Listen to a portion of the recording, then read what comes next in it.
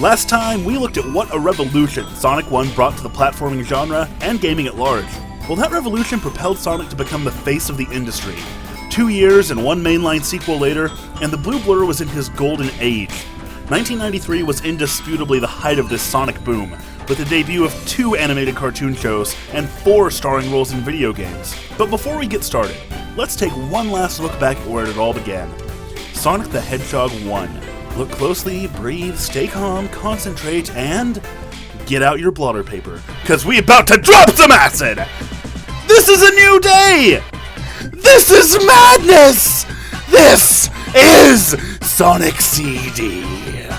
It's Sonic 1, but on hallucinogenic drugs, and probably a few steroids. Sonic the Hedgehog CD was released for the Mega CD in the fall of 1993. It was also the first compact disc I had ever seen. Some people think of this game as a sort of interquel between Sonic 1 and 2, and in plot it probably is.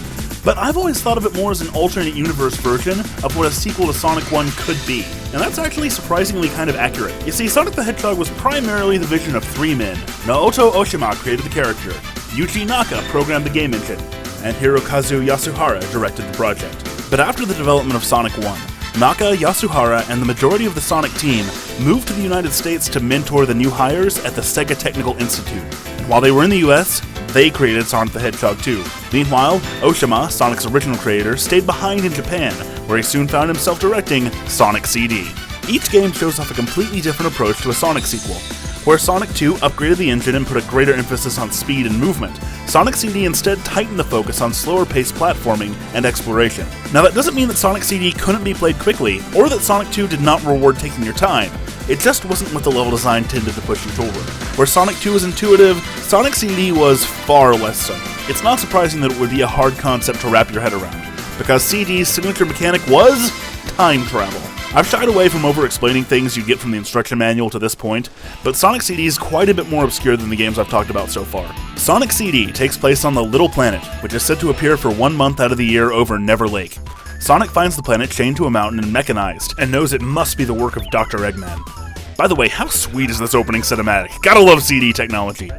I remember watching this thing over and over and tormenting the other kids at school, singing the song, anyway. The debuting Amy Rose follows Sonic to Little Planet, where she's almost immediately kidnapped by Eggman's latest creation, Metal Sonic. So Sonic has 2 goals this time: save Amy by proving himself superior to his robot doppelganger, and rid Little Planet of Eggman's influence. But it's gonna take more than just beating him this time around, and that's where the complexity comes in. Little Planet is home to 7 mysterious time stones, which hold great influence over the planet's cycles.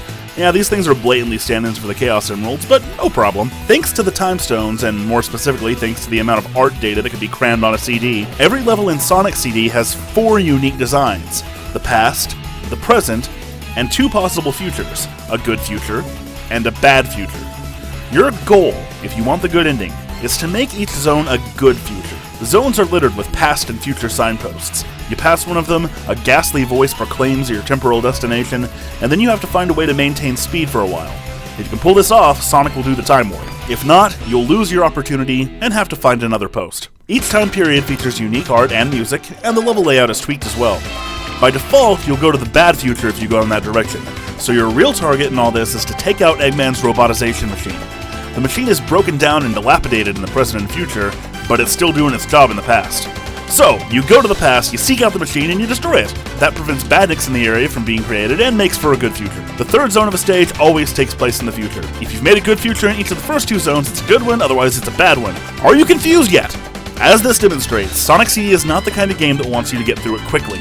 It wants you to take your time, breathe in the atmosphere, and seek out every nook and cranny of a zone. This game, more than any other in the series, really shows off the nature versus technology theme that hung in the ephemera throughout the classic series. While the bad futures show a dystopian hellscape where technology has taken over, I really appreciate the way that the good future showcases a hybridization of nature and technology existing in balance with one another. Speaking of a struggle between 2 opposing forces, let's talk about the music. Sonic CD is an absolute standout in a series that's already known for having legendary music, and it features not 1, but 2 distinct soundtracks. One was used in the Japanese and European versions, while the other was composed in the United States and used exclusively in that version. The 2011 re-release of Sonic CD lets you toggle either soundtrack. Back in the early days of the internet, some of the first of many flame wars in the Sonic community's history were fought over this issue. For the most part, the soundtrack you prefer seems like it largely comes down to which one you grew up with. The Japanese soundtrack is a lot more traditionally Sonic, if that makes sense. It's catchy and upbeat, with influences of J-pop and techno. The US version doesn't sound as much like your typical early 90s video game music. It's a lot more rock-oriented, and can even be kind of moody and ambient. While I think they're both awesome, I have to give the slight edge to the Japanese soundtrack. Now, it's all personal preference, but the Japanese version's more consistent, more varied, quite a bit catchier, and it just meshes well with what comes to mind when I think of Sonic the Hedgehog, even if I still don't know what a Toot-Toot Sonic Warrior even is. But Sonic CD showcases another, much more important, and much more consequential difference in the Sonic community. One of the greatest strengths of the classic Sonic games was that they were extremely rewarding to play in some very different ways. I talked a lot in the Sonic 2 video about what I took away from that game, the things it taught me, and the reasons I enjoyed it, and it all came down to skill mastery leading to a spectacle of flow and speed. Controlled chaos. But the classic series across the board also has elements that encourage and reward you for taking your time. Hidden secrets, extra power-ups, and even outright shortcuts that you'd never find if you just stuck to the main road. The Chaos Emeralds also exemplify this, because for the most part, you can't even get a shot at a special stage unless you can hold on to 50 rings. This freedom of choice meant that the classics were enjoyed and appreciated by people across a wider spectrum. Not everybody likes doing the same thing over and over and over and over, but a little bit better each time. But on the other hand, not everybody likes taking their time and looking for secrets to collect. And it's important to talk about here, because what was a strength of these titles led to a real division in the fanbase down the line, when Sonic games became more rigidly locked to one style of gameplay.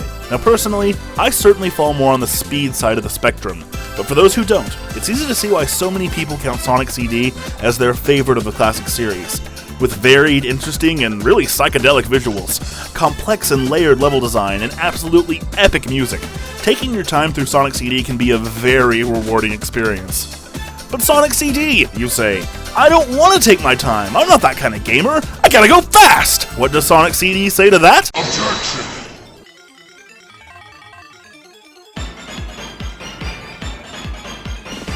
Sonic CD seems to actively discourage and even punish you if you dare to put Sonic's signature superpower to use. The level structure is convoluted, bordering on messy.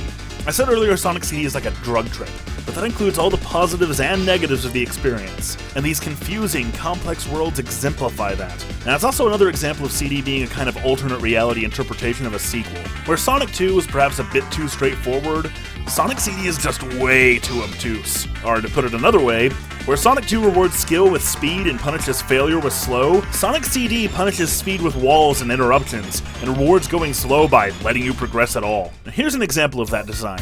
Sonic has a move unique to this game, the Super Peel Out. It's a really cool addition, and if you're like most people, you'll tend to start each zone with it. Try that in Collision Chaos Act 1, and this happens. See, you were supposed to take your time, wait for Amy to get kidnapped, then go ahead with the level. Nobody is going to know that their first time. But it goes beyond mere level memorization. The very structure of these zones are way too often just designed to waste your time. It's a problem that befalls the whole game to some extent, but one level stands above the others. I criticized Metropolis Zone in Sonic 2 for being just too frustratingly boring. I laid the smackdown on Marble Zone in Sonic 1 for failing to represent what made Sonic special. But oh man, both of those are as well designed and fun and intuitive as Green Hill itself in comparison to Wacky Workbench. The floor bounces you high into the air, and it's like they stopped designing it right then. Are there enemies up there? Hazards? Unavoidable electric wires? That doesn't matter! You're going up there whether you want to or not. What's worse, the quickest way through the level tends to be staying close to the ground. And in fact, there are plenty of sections where going too high just leads to a dead end. And before anyone tries to defend Sonic CD's level design, yes, I know you can still speedrun them, but that doesn't mean they're good. If you watched my old Remiole Commandments video, you know I can speed through Wave Ocean in Sonic 06 with aplomb. Does that mean Wave Ocean has good level design? Of course not. It means I put enough time into it that I can make it look better than it really is. Most of the footage I'm using here is from the Retro Engine remaster of Sonic CD, but all these design problems were exacerbated in the original version.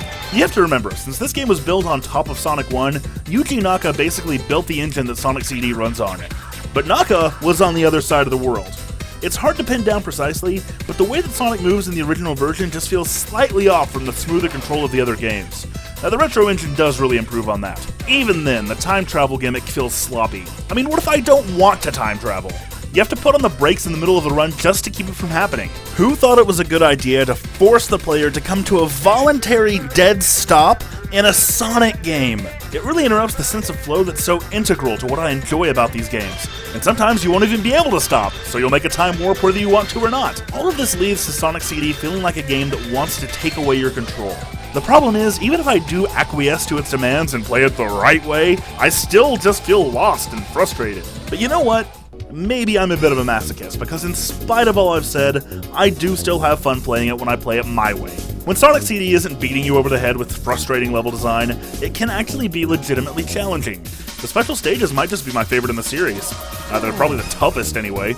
Plus, if you can get all the time stones, you'll always have good futures from then on. It's a way for players like me who'd rather not go on 14 expeditions to still get the good ending, and I like that the game was aware of that choice. The Super Peel-Out was also a really fun addition, and it's ridiculous that it hasn't shown up in other games. Just giving Sonic a unique animation to represent that fifth gear was a great idea that really should have become a staple, and maybe that's why this game just feels more disappointing than anything else. It has some really good ideas, but the frustrating level design detracts so much from what is otherwise such a brilliant experience. I came into this project thinking that Sonic CD was the worst of the 16-bit series. It has at least always been my least favorite. But thinking about it from another perspective, I can see why other people really love it. Ultimately, Sonic CD is an anomaly, an outlier. It's divisive and weird. It's fantastic in ways no other Sonic game is, and yet it fails in ways the others excel. But either way, it's just a really unique game, and I'd implore anyone to give it a try if you haven't. Now, Sonic CD put a lot of spotlight on exploration, and as clunky as I thought it was, the next game I'll be covering not only made exploration fun, but refined and sharpened absolutely every other aspect of Sonic's design. So you want to know a secret? There are 6 differences besides the soundtrack between this version of the video and the other one. Can you find them all and win absolutely nothing? Also, hey, follow me on Twitter and Facebook. I constantly post updates to how future videos are coming along. Finally, if you're enjoying the series, please share it with people. There is nothing more inspiring to me than just knowing I'm reaching people. Thank you for watching.